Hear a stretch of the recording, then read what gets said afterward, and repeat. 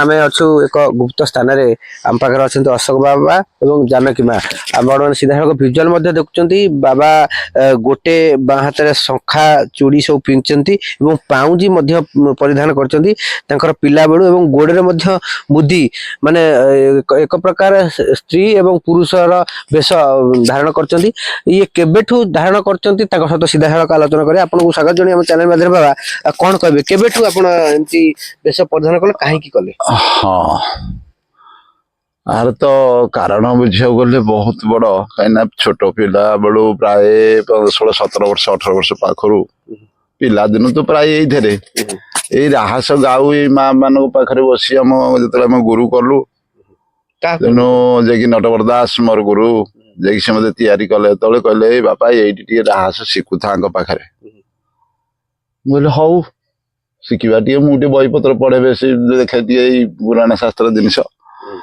जहा हूँ से जानकी माँ और कि माँ जड़े नुह केत माँ अच्छा जानकी माँ फुल माँ एमती बहुत माँ रही आहरी सी सब चली गले बहुत किसी सांगे राहस गाऊ गाऊ गाऊ गाऊ गाऊ बोली आध्यात्मिक जगत महापुरुष राहस तो गाऊ हे महापुरुष कथा आलोचना है हौ हौ तो बढ़िया कथा महापुरुष भल जिनस अच्छी राहस विषय शेष कथा प्रति राहसर पुराण शास्त्र को नहीं भल जिनस चलुची जो देखुचु जो राधा कृष्ण पर बेसी मन जोर श्रद्धा पिला दिन से नहीं आम चलला हाँ चलला बोली जो जहाँ कौन प्रकार से राहस भितर बेसी रसी रसिक आसवा संगे संगे से राहस देर किसी तत्व जानिलु पाइलु किसी बुझी पारिलु बुझीबारु सेठू आम ये कल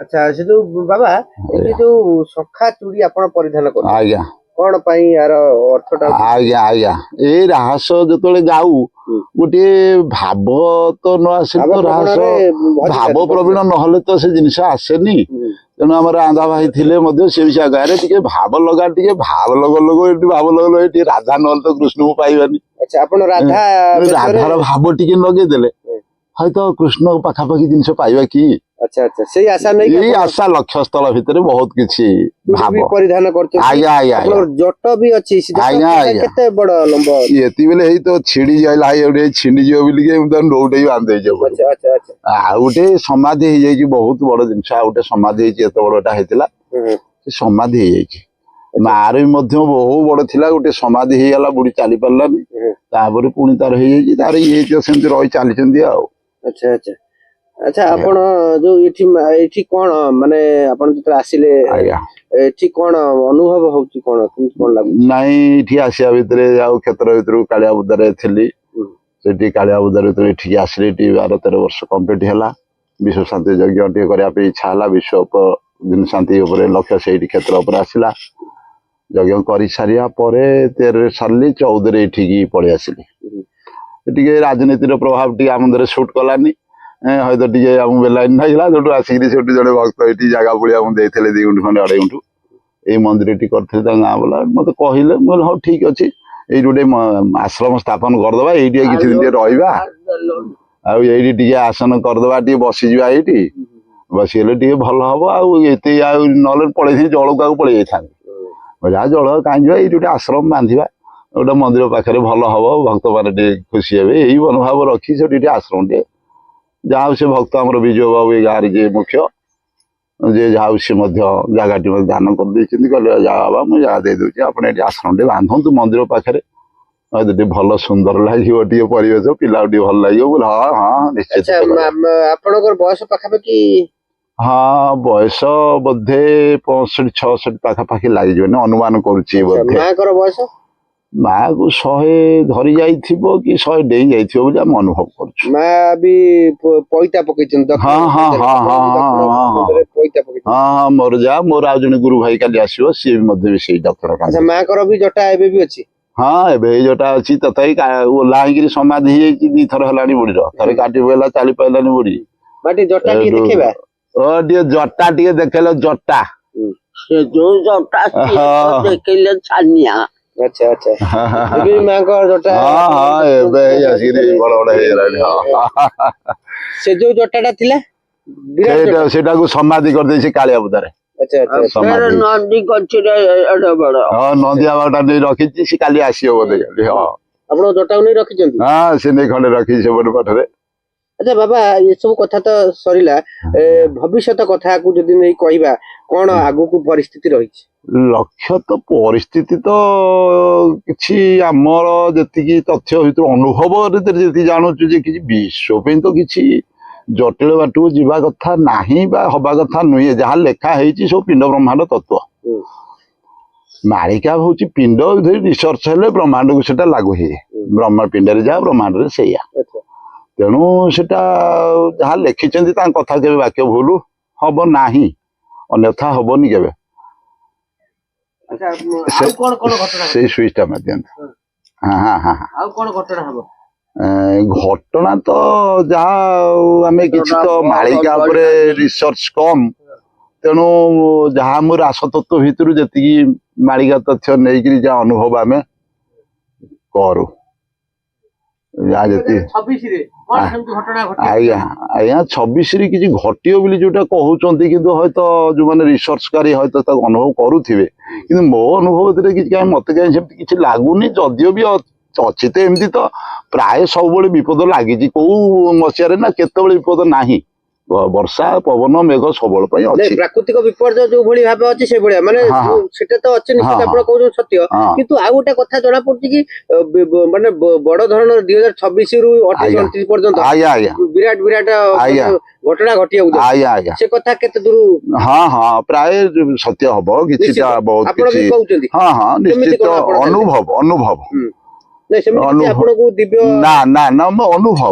ଅନୁଭବ ମୋର ରାସତତ୍ଵ ଭିତରେ ପଶିଥିବା ଲୋକ ଅନୁଭବ ନିଜେ ବି କ୍ଲିୟର ହେଇଗଲାଣି ଯେ ନିଶ୍ଚିତ ଗୋଟେ କିଛି ଏମିତି ବିପଦ ସଂକେତ ବିପଦ ମଧ୍ୟ ରହିଛି। କାହିଁକି ନା ଆଧ୍ୟାତ୍ମିକ ଜଗତକୁ ଆଡେ ରାଜନୀତି ଇଏଟା କ୍ରସ୍ କରୁଛି ଯେତେବେଳେ ନିଶ୍ଚିତ ବିପଦ ସଂକେତ ରହିଥାଏ। ଆଚ୍ଛା, କେତେ ଦିନ ଧରି କେତେ ବର୍ଷ ଧରି ଏଭଳି ସ୍ଥିତିରେ ଗତି କରିବ ସାରା ବିଶ୍ୱ? ନାଇଁ ବିଶ୍ୱଟା ଏତେ ଦିନ କାହିଁ ଗତି କରିବ? ଆମେ ଚାହୁଁଛୁ ବିଶ୍ୱ କେମିତି ଥଣ୍ଡା ହେଇଯାଉ। ଚାହୁଁଛନ୍ତି, କିନ୍ତୁ ଅନ୍ୟ ମାନଙ୍କର ଯୋଉ କାର୍ଯ୍ୟକଳାପ ନେଇକି ସେ ଉପରେ କିଛି ଡିସିସନ ନେଇଛନ୍ତି? ନେବେ। ଯୋଉମାନେ ନଉଛନ୍ତି ସେ ମାଳିକା ରିସର୍ଚ୍ଚ କରୁଛନ୍ତି, ରିସର୍ଚ୍ଚ ଧାରି କହିଦଉଛି। ଆମେ ଅନୁଭବରେ ରାହସ ଭିତରୁ ଯେତିକି ଅନୁଭବ କରି କହୁଛୁ, ମାଳିକା ଉପରେ ରିସର୍ଚ୍ଚ ଆମେ କମ କରୁ। କାହିଁକିନା ଆମେ ତ ରାହସ ଧୀରେ ତ ରସି ଯାଇଛୁ। ଆଉ କଣ ଆମର କୋଉଠୁ ହବ, କଣ କିଛି ହବନି। ପ୍ରଭୁ ଆମ ପରେ ପରେ ଅଛନ୍ତି, କିଛି ହବନି। ଏଇ ମନୋଭାବ ଧୀରେ ଆମେ ପୁରା ରସି ଚାଲିଛୁ। ଆଚ୍ଛା, ଆମେ କହିବା 2026ରେ ତୃତୀୟ ବିଶ୍ୱଯୁଦ୍ଧ ବୋଲି ବାବା ଭେଙ୍ଗା ଠାରୁ ଆରମ୍ଭ କରି ବିଭିନ୍ନ ସମେତ କହୁଛନ୍ତି। ମହାପୁରୁଷ ମଧ୍ୟଙ୍କର କିଛି ଅଛି, ମାନେ ଯୁଦ୍ଧର ବିଭୀଷିକା ଭିତରେ ଗତି କରୁଛି। ଏବେ ବି ଯୋଉ ଚାଲିଛି ଇରାନ ଆମେରିକାର ଟକରାଟକରି, ତା ଭିତରେ କଣ ହବ କହି ହଉନି। କଣ କଥା ସେମିତି କିଛି ଜଣା ପଡୁଛି? ଆମର ମହାପୁରୁଷ ଯାହା ଲେଖିଛନ୍ତି ଯେ ସେଇ ରାଜନୀତିର ପାଠ ବିଷୟରେ 34 ମଧ୍ୟ ଲେଖିଛନ୍ତି। ଏଗୁଡା ଯୋଉ ଜାପାନ ଚୀନ କଥା ମଧ୍ୟ ବହୁତ କିଛି ଲେଖିଛନ୍ତି। ସେ ଲେଖାଟା ଉପରେ କିଛି ଭୁଲ ହବନି, ତାଙ୍କ ମତ ହିଁ ସତ୍ୟ ହବ। ତାଙ୍କ ମତ କେବେ କୋଉଠି ଭୁଲ ତ ହେଇନି। ଆଉ ତାଙ୍କ ଲେଖାଟା ସାର ଉପରେ ସବୁ ସତ୍ୟ ହିଁ ହବ। କିଛିଟା କଥା ଅନୁଭବକୁ ଦେଖି ଦେଖିଆ ପିଲାଦିନୁ ଆସୁଛୁ ତ, ଅନେଶତ ବାତ୍ୟା ଏଇ ସତ୍ୟ। ତେଣୁ ଏମିତି ଆମେ ଗୋଟିଏକୁ ବିଶ୍ୱାସ କରୁଛୁ ମାନେ କିଛି ହବ। ମାଳିକା କଥାକୁ ବି ଆପଣ ବି ନିଶ୍ଚିତ ତାର ଅଛି। 26-27 କିଛି ନା କିଛି ଗୋଟେ ଅଛି। ଯାହାହେଲେ ବି ବିରାଟ ଗୋଟେ ପରିବର୍ତ୍ତନର ଗୋଟେ ଭଲ ନାଦ କିଛି ବାଜିଯିବ, ଯେ କି ପରିବର୍ତ୍ତନ ଆସିବାର ନାଦ ଆସିବ। ପରିବର୍ତ୍ତନ ହେଲେ କିଛି ଗୋଟେ ଅଘଟଣ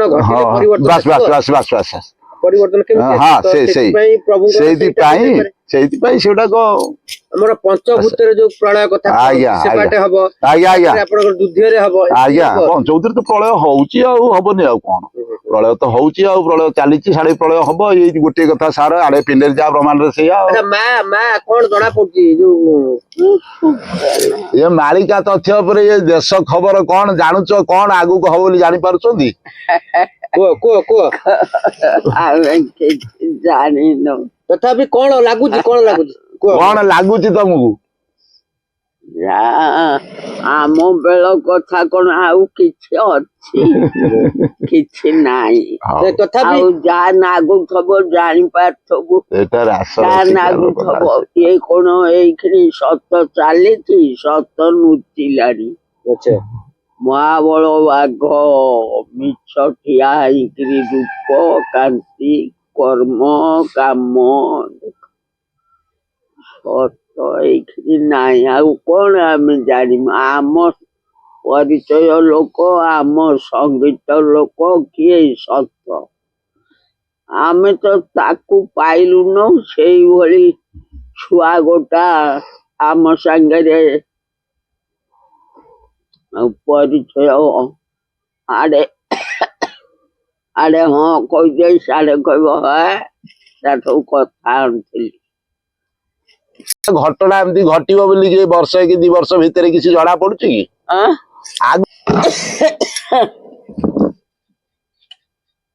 ଘଟିଲେ ଏମିତି କାହିଁ ହଉଥାନ୍ତା? କିଛି ଗୋଟା ଆସିବ ବିତିପାତ ଆଉ। ନିଶ୍ଚିନ୍ତ ବିତ୍ପାତ ଆସିବ, ବଡ ବଡ ଧରনের ବିତ୍ପାତ ଆସିବ। ଗୋଟେ ବଡ ଧରଣର ବିତ୍ପାତ ଆସିବ। ବଡ ହଉ ସାନ ହଉ ଯାହା ହଉ ଆମେ ଜାଣିନୁ, କିନ୍ତୁ ଆସିବ। ହଁ ହଁ ଆସିବ ତ। ଏଇ ଯୋଉ ତୁ ମତେ ମାନିଲୁ, ମୁଁ ତତେ ପୁଅ ବୋଲି ମାନିଲି। ସେ ଯଦି ଉଠି ପଇଲା ଇଏ ମୁଣ୍ଡକୁ କଣ ହାଣିଦେଲି କି ତୁ ମତେ ହାଣିଦେଲି, ଏଗୁଡା ସବୁ ମୂର୍ଖର ପରିଚୟ। ଏଗୁଡା ମୂର୍ଖ। କଣ ବା ଜାଣିପାରୁନୁ? ଏଡେ ପୁଅଠି ହେଲୁଣୁ, ଜାଣିପାରୁନୁ କଣ ଆସିବ କଣ ହବ? ମା କହିଲେ ମୀର, ନହେଲେ ତତେ କେତେ ବୟସ ହେଲାଣି ତୁ ଜାଣିପାରୁଥିବୁ ତ? ହଉ, କୋଉଠି ମାଙ୍ଗାରେ ଛୁଆଙ୍କ ଘର ହେଲନି? ହେଲେନି କେଇଟି ଝୁଅ? ତୁ ପୁରା ନମ ନମ, ଆଉ ତତେ ଝୁଅ ଦବନି କଣ କରିବ? ଅନୁଭବ କରି ଉଠି କହୁଛି ଆଉ କେହି ମାନୁନାହାନ୍ତି। ବେଳ କାଳ ଦେଇ ସେ ସେଇଆ କହୁଛି କାଳ ଆଉ ଆଗକୁ ବହା କାଳ ଆସୁଛି ଆଗକୁ। ଆମର ଆଶ୍ରମ ଥିଲା ଚୁମ୍ବକ ମାଳିକାରେ, ଏତେ ଖଣ୍ଡେ ଲେଖା ହେଇଥିଲା ଚୁମ୍ବକ ମାଳିକା। ଆମର ଆଉ ମନ ନାହିଁ। ଗୋଟେ କିଛି ବିତ୍ପାତ ହବ ଜଣା ପଡୁଛି। କିଏ କହିପାରିବ ବାପା? ସେ ସବୁ ଆମେ ଜାଣିନୁ। ଆଚ୍ଛା, କିଏ କହିପାରିବ? କରୁଛନ୍ତି ଅନୁଭବ ତ ନିଶ୍ଚିତ ଗୋଟେ କିଛି ବିପଦ ସଂକେତ ରହିଛି। କାହିଁକିନା ଝଟକା ନ ବାଜିଲେ ତ ଶାନ୍ତି ପଡିବନି। ତେଣୁ ଗୋଟେ ଝଟକା ରହିବ, କିଛି ଝଟକା ନିଶ୍ଚୟ ଅଛି। ମହାପୁରୁଷ ଲେଖିଛନ୍ତି ଯେ ସାରା ବିଶ୍ୱ ଉପରେ ପ୍ରଭାବ ପଡିବ। ହଁ, ଆଉ ବିଶ୍ୱଟା ଆଉ କଣ? ଗୋଟେ ପରିବାର ଯା ଗୋଟା ବିଶ୍ୱ ସେଇଆ ଆଉ କଣ? ଗୋଟା ପରିବାର ଜାଣିପାରିଲା ମାନେ ବିଶ୍ୱଟା ଜାଣିଲା ଠାରୁ ଆରମ୍ଭ କରି ବିଭିନ୍ନ ପ୍ରାକୃତିକ ମାନେ ବିପର୍ଯ୍ୟୟ ମଧ୍ୟ ରହିବ। ଆଜ୍ଞା ଆଜ୍ଞା ଆଜ୍ଞା କିନ୍ତୁ ହଁ ହଁ ହଁ ବହୁତ କିଛି ଅଛି। ଯୋଉ ପ୍ଲେନ କ୍ରାଶ ହଉଛି, ଦୁର୍ଘଟଣା ହଉଛି, ଗାଡି ମଟର ଏଇ ବାଟ ତ ସବୁ ଚଢି ଚାବଡା ନବା ବାଟ ସବୁ ହଉଛି ଯାଉଛି। ଆଉ କଣ ଯୋଗିନୀଙ୍କର ଖେଳ, ଏଇ ଖେଳ ଚାଲିଛି ଆଉ କଣ? ସେଥିରେ କିଛି ଅସୁବିଧା ନାହିଁ। ପିଣ୍ଡ ବ୍ରହ୍ମାଣ୍ଡରେ ବୁଝିଲେ ବୁଝି ହବ। ଚାଲିଛି ତ, ଚାଲିଛି। ଆହୁରି ମଧ୍ୟ ତାଙ୍କର ଉତ୍ପାଦ ଚାଲିବ। ବାସ୍ ବାସ୍ ଚାଲିଛି। ଏବେ ତ ନାରୀ ସଂସ୍କୃତି ଯେ ପର୍ଯ୍ୟନ୍ତ ସ୍ଥିରଚିତ ନ ହେଇଛି ସେ ପର୍ଯ୍ୟନ୍ତ କିଛି ହେଇପାରିବନି।